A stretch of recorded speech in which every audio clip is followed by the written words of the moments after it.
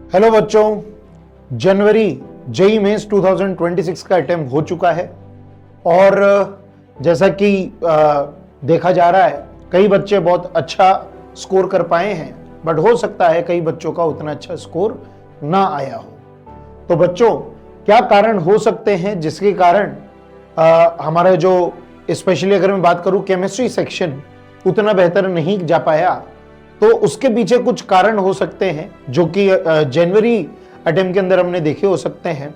जिसके अंदर पहला कि अगर बच्चों आप लोग ये सोच के गए थे, पहला जो पॉइंट हो सकता है वो ये कि आप अगर ये सोच के गए थे कि कुछ चैप्टर्स का एक सर्टेन वेटेज होता है, तो आपने देखा होगा कि वही वेटेज हर चैप्टर का थोड़ा सा डेविएटेड आया।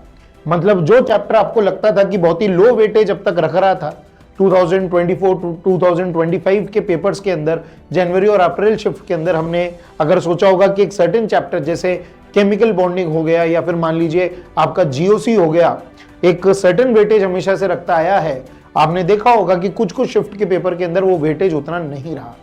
तो हमें अगर हम अप्रैल अटेम्प्ट के अनुसार अगर हम आज बात करना चाहें कि अप्रैल अटेम्प्ट के लिए हम क्या कर सकते हैं, केमिस्ट्री सेक्शन में हम क्या कर सकते हैं जिससे हमारा अप्रैल अटेम्प्ट बहुत बेहतर चला जाए, तो उसमें पहला पॉइंट ये निकल कर आ रहा है बच्चों, वो ये कि हम पहले से ही कुछ प्री कंसीव्ड नोशंस हम लेकर नहीं जा सकते।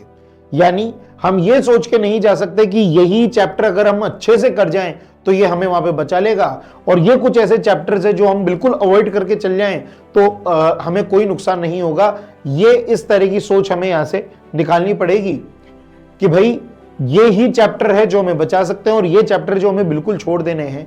जो पहला पॉइंट हम जनवरी अटेम्प्ट से निकाल सकते हैं वो ये कि भाई कोई भी चैप्टर हमें पूरी तरह से छोड़कर नहीं जाना है।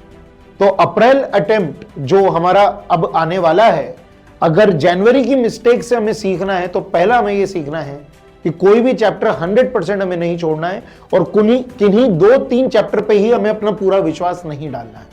पहले बात। दूसरी बात यह कि एक बच्चों के दिमाग में होता है कि मेंस का एक सर्टेन लेवल है, एडवांस का एक सर्टेन लेवल है ना। बट बच्चों हमने क्या देखा कि भाई कई शिफ्ट्स के अंदर थोड़ा सा एक जो मिडिल ग्राउंड होता है between mains and advance toughness of the question, कई बार मेंस ने उस टफनेस के लेवल का सवाल पूछा है। तो बच्चों अब अगर आज हम बात करें जनवरी अटेम्प्ट के बाद और अब हमारे आने वाला है अप्रैल अटेम्प्ट, तो बच्चों 2025 का भी ये रिकॉर्ड रहा है कि अप्रैल अटेम्प्ट के अंदर थोड़ा सा पेपर का लेवल बढ़ाया गया। जितनी भी शिफ्ट्स की बात कर लीजिए, right from 2 April to the last 8 April, अगर आप देखोगे तो रिलेटिवली जनवरी अटेम्प्ट से अप्रैल अटेम्प्ट में पेपर का लेवल तीनों सब्जेक्ट्स के अंदर बढ़ाया गया है। तो दो बातें हैं, जहां हमारे पास अभी एक टाइम है, एक 3 महीने का टाइम है जिसके अंदर हम अपने 2.5 से 3 महीने का टाइम है जिसके अंदर हम अपनी तैयारी को और अपग्रेड कर सकते हैं और बेटर कर सकते हैं। तो हमें फिर यह भी समझना पड़ेगा कि क्वेश्चंस का लेवल भी अपग्रेड होगा। क्वेश्चंस जनवरी अटेम्प्ट जितने ही इजी शायद ना आए, ओवरऑल पेपर का जो लेवल है, जो कट ऑफ है, एज वेल एज 99 परसेंटाइल के लिए जो हमें मिनिमम मार्क्स चाहिए वो भी बढ़ जाते हैं। तो अगर वो बढ़ जाते हैं तो हमें तैयारी भी ज्यादा करनी है और एक पेपर का जो हमारा जो तैयारी का लेवल है वो भी थोड़ा सा हमें बढ़ाना पड़ सकता है। तो इसलिए मैं ये कहना चाहूंगा बच्चों कि अगर हम अप्रैल अटेम्प्ट के हिसाब से बात करें तो पेपर का लेवल हमें क्या करना पड़ेगा, हमारी तैयारी का लेवल हमें क्या करना पड़ेगा, बढ़ाना पड़ेगा। यानी हमें बेटर क्वेश्चंस, थोड़े अच्छे क्वेश्चंस, हल्के से टफ क्वेश्चन की पीवाईक्यूज हमें लगानी शुरू करनी पड़ेगी जस्ट आफ्टर जनवरी अटेम्प्ट। ठीक है।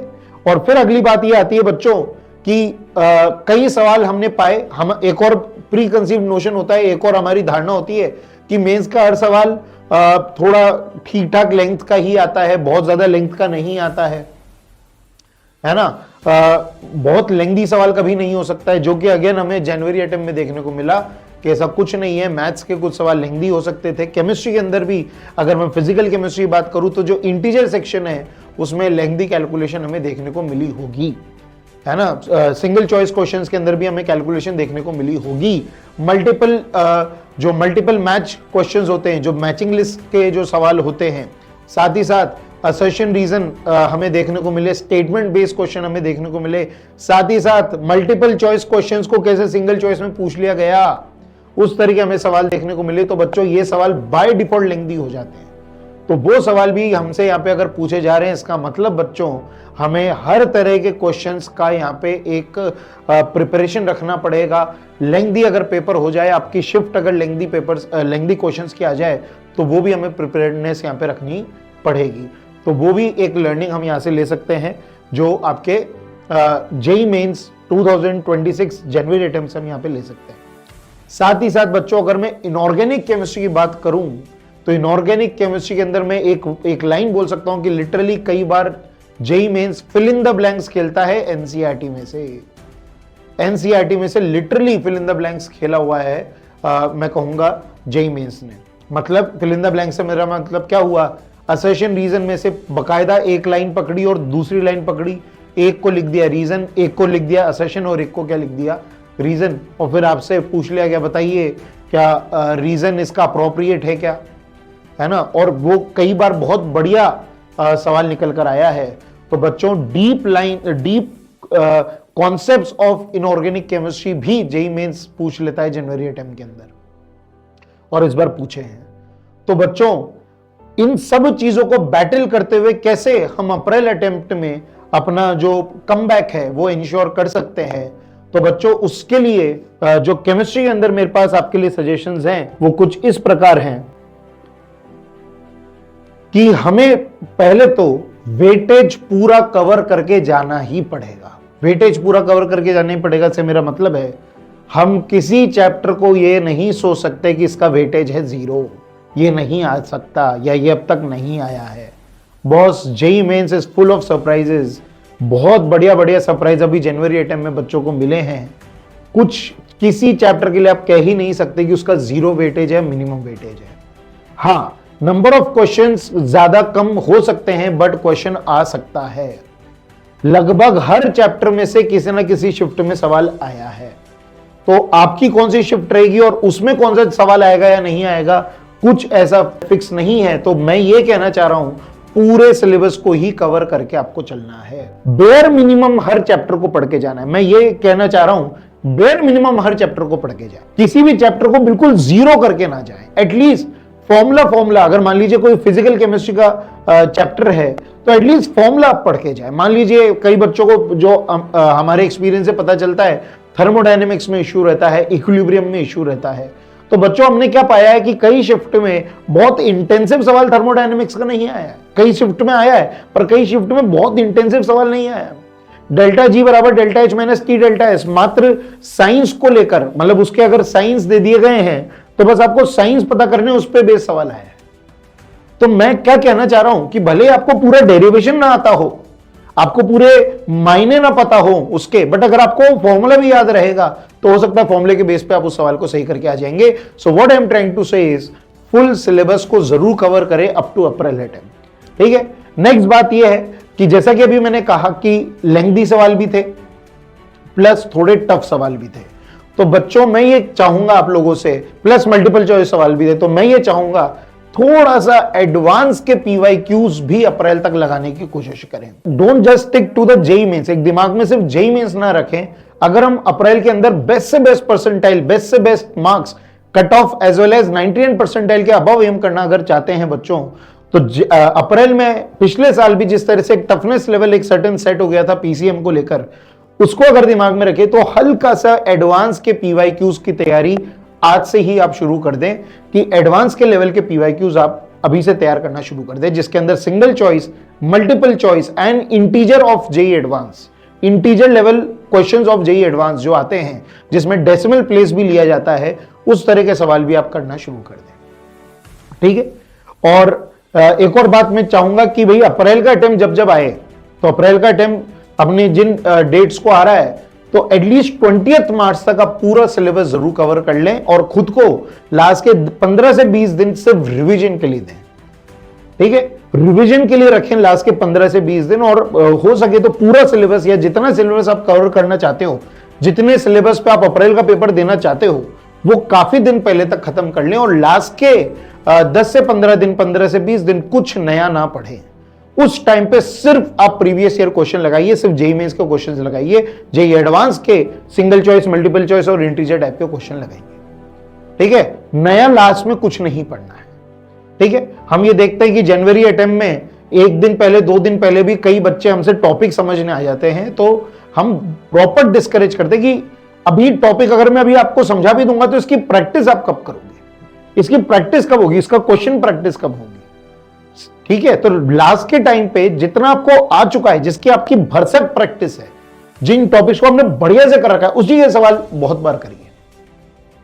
तो मैं यही आपको लोगों को कहना चाहूंगा कि अप्रैल अटेम्प्ट में एक सर्टेन डेट अपने दिमाग में रख लीजिए। मैं तो चाहूंगा 20 मार्च एक दिमाग में रख लीजिए कि यहां तक जो मैं पढ़ जाऊंगा, यहां तक जो मैं नया कर जाऊंगा, बस वो मेरा फाइनल है। उसके बाद मैं कुछ नया नहीं पढ़ूंगा, जो पढ़ लिया है उसी को बहुत और बेटर करना चाहूंगा। ठीक है, फिर सेकंड लास्ट बात जो मैं कहना चाहूंगा बच्चों, एनसीईआरटी। जैसा कि अभी मैंने कहा, इनऑर्गेनिक में तो लिटरली एनसीईआरटी से fill in the blanks JEE mains खेल रहा है ना। एक लाइन होती है, उसमें से एक वर्ड गायब कर देते हैं, उसी को 4 ऑप्शन में पूछ लेते हैं।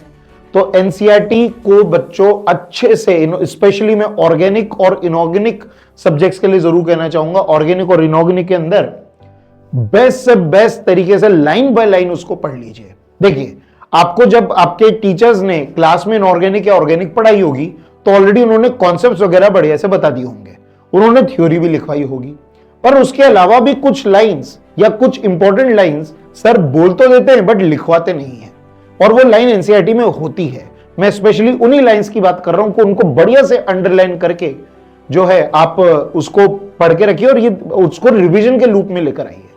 विच brings me to the last part this discussion कि बच्चों रिवीजन इज वेरी इंपॉर्टेंट। अगर मैं ये जनवरी के अटेम्प्ट के बाद जिन बच्चों से मेरा इंटरेक्शन हुआ है, अगर मैंने उनको सुना है, समझा है, तो मैं ये देख रहा हूं कि क्लासेस सबने पूरी करी, सवाल, मॉड्यूल, पीवाईक्यू, सीपीपी, जो भी हमारा ईसरएल का मटेरियल उन बच्चों ने पूरा लगाया, सब बढ़िया से लगाया। उनकी अगर आप कॉपी चेक कर लोगे तो कॉपी में बकायदा प्रॉपर एक एक क्वेश्चन वाइज क्वेश्चन सोल्यूशन है। बट अगर फिर भी उनका पेपर अच्छा नहीं हुआ तो उसके पीछे बहुत बड़ा कारण था, और वो था रिवीजन। जब पढ़ाया था, मान लीजिए अप्रैल में पढ़ाया था, जून में पढ़ाया था, जुलाई में पढ़ाया था, तब पढ़ा था, तब अच्छे से पढ़ा था, बट तभी पढ़ा था। उसके बाद से कभी रिवीजन का लूप नहीं लिया। उसके बाद एक ऐसा कॉन्फिडेंस अंदर आ गया कि मैं तो इस चैप्टर को कॉन्कर कर चुका हूं, जुलाई अगस्त में कॉन्कर कर चुका हूं, अब इसको क्या देखना, ये तो दिवाली का वो पटाखा हो गया जो फूट गया। अब फूटे हुए पटाखे का हम क्या करेंगे, इसको तो बस नाली में फेंकने के लिए होता है। कई बच्चों ने इस एटीट्यूड से जब किसी चैप्टर को देखा और वो अब जब जेईई मेंस में आया तो बच्चे रिकॉल नहीं कर पाए। प्लस बच्चों, जब आप एक प्रॉपर सेंटर में जाके पेपर देते हो, गवर्नमेंट द्वारा लिया गया एक पेपर, जब आप उस सेंटर में बैठते हो तो एक ऐसा प्रेशर एडिशनल आता ही आता है जिसमें आती हुई चीजें भी अपन भूल जाते हैं। वही उस प्रेशर में सबसे पहले वो चैप्टर धुल गए जिसका अपन ने रिवीजन में लूप नहीं लिया। तो बच्चों, इस बहुत बड़ी मिस्टेक से बचना है अपन को अप्रैल अटेम्प्ट में, जिसमें रिवीजन का लूप लेते ही लेते रहना है। मैं तो ये कहूंगा बच्चों कि मान लीजिए अब से लेकर, जनवरी से लेकर अप्रैल तक आप हर हफ्ते जो पढ़ें, हर हफ्ते या हर 2 हफ्ते में आप जितना पढ़ें, तो एक संडे का दिन या मंडे का दिन डिसाइडेड रखिए कि एक हफ्ते जो मैंने पढ़ा, अब मैं उसका एक रिवीजन का पूरा सेगमेंट रखूंगा या रखूंगी, जिसमें मैं एक हफ्ते में जो पढ़ा उसको वापस से पूरा रिवाइज करेंगे। फिर वापस से उस हफ्ते जो पढ़ेंगे, फिर अगले हफ्ते जो पढ़ेंगे, उस संडे या मंडे के दिन एक ऐसा आपको स्लॉट बुक रखना है जिसमें अपन वापस से पूरा रिवाइज करें। तो रिवीजन का लूप बच्चों आपको लगातार रखना पड़ेगा। Again, it is very important in case of subjective subjects, that is inorganic and organic, जहां पे आपको रिएक्शंस याद करनी है, आपको सॉल्ट एनालिसिस के टेस्ट याद रखने, पीपीटीज के कलर्स आपको याद रखने हैं। ठीक है, आपको रिएक्शंस याद रखनी है, तो यहां पे डेफिनेटली नेम रिएक्शंस आपको याद रखनी है, आपको कैटलिस्ट के नाम याद रखने, बहुत कुछ याद रखना है, बहुत कुछ कंटेंट है याद करने के लिए। तो इसके लिए रिवीजन का लूप बच्चों वेरी इंपॉर्टेंट हो जाता है।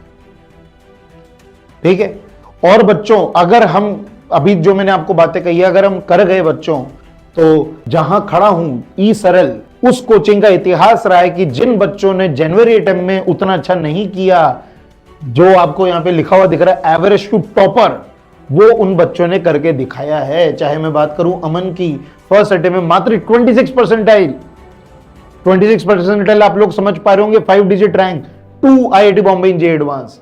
Arya 64th 64 percentile. और बच्चों एक और बात, हम जो बच्चे हमारे यहाँ से अचीव करते हैं उन बच्चों के नाम पे हम बैचेस रखते हैं। अभी इस वक्त जो हमारा अर्ली प्रहार बैच चल रहा है वो आर्या के नाम पे है, आर्या प्रहार बैच। तो 64 percentile in first attempt to IIT Kharagpur in JEE advance. Shahid, a very highly inspiring student of ESRL, 16 percentile, only 16 percentile in first attempt, then to second attempt, 99.31 percentile in second attempt. Akshat, first attempt, 58 percentile, 298 percentile in the second attempt, and Isham, first attempt, 34 percentile, 99.79 percentile in the second attempt. Then we have Banshidhar, 7 percentile in first attempt to IIT Patna in JEE Advanced. Manjiri 88 percentile to IIT Kanpur in JEE Advanced. Gauri Shankar 86 percentile to IIT Indore.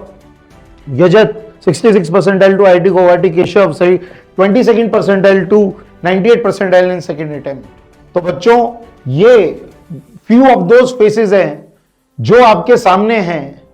ये real inspiration है आपके लिए, जो inspiration होने चाहिए। जो बच्चे अगर अभी समझ रहे हैं कि जेईई मेंस जनवरी 2026 अगर हमारा बिगड़ गया तो अब तो क्या हो सकता है, बहुत ही कम परसेंटाइल आपकी आई है, बहुत ही कम मार्क्स अगर आपके आ रहे हैं तो क्या ही हो सकता है। बच्चों मेरे पीछे जो बच्चों के चेहरे आपको दिख रहे हैं तो इनको दिमाग में रखिए, ये भी आप ही की तरह हार्ड मास के रोटी पानी रोटी सब्जी खाने वाले बच्चे हैं। बस इन्होंने एक जिद पाली, इन्होंने एक चीज पकड़ी, जो हमारे द्वारा दी गई गाइडेंस प्लस उनको क्या करना है उसको बहुत उन्होंने क्लियर कर लिया कि अब 3 महीने के अंदर क्या करना है, उसको रिलीजियसली उन्होंने फॉलो करा है। रिलीजियसली एक एक चीज को उन्होंने बहुत बारीकी से लिया, किसी भी चीज को फॉर ग्रांटेड नहीं लिया।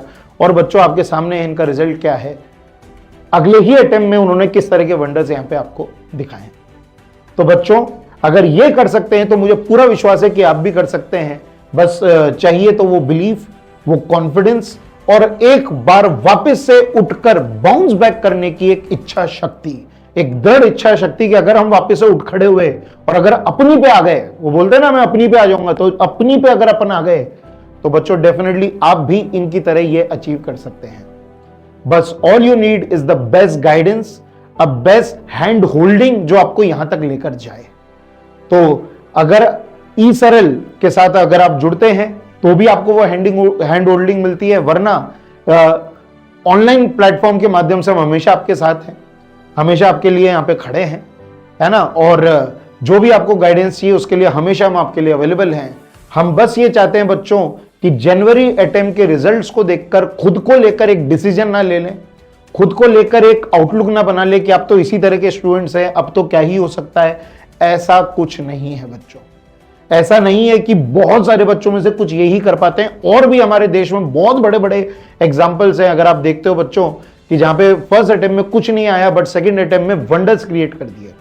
Also many of those student had boards as well, उनके पास बोर्ड्स भी था और उसके बावजूद उन्होंने सेकंड अटेम्प्ट में जो है झंडे गाड़े हैं, just by a strong determination and believe in themselves कि yes they can do it, they can still do it. ठीक है, तो बच्चों आप भी वो हो सकते हैं, आप भी वो बन सकते हैं, आप में भी वो काबिलियत है, क्षमता है, और हमारा आप पे विश्वास है कि आप बिल्कुल कर सकते हैं। ठीक है, इसी विश्वास के साथ जो है I wish you all the best, I give you all the strength, all power to you कि आप अप्रैल अटेम्प्ट में अपनी पे आ जाएं और कर डालें। ऑल द बेस्ट बच्चों, मचा दो। Thank you.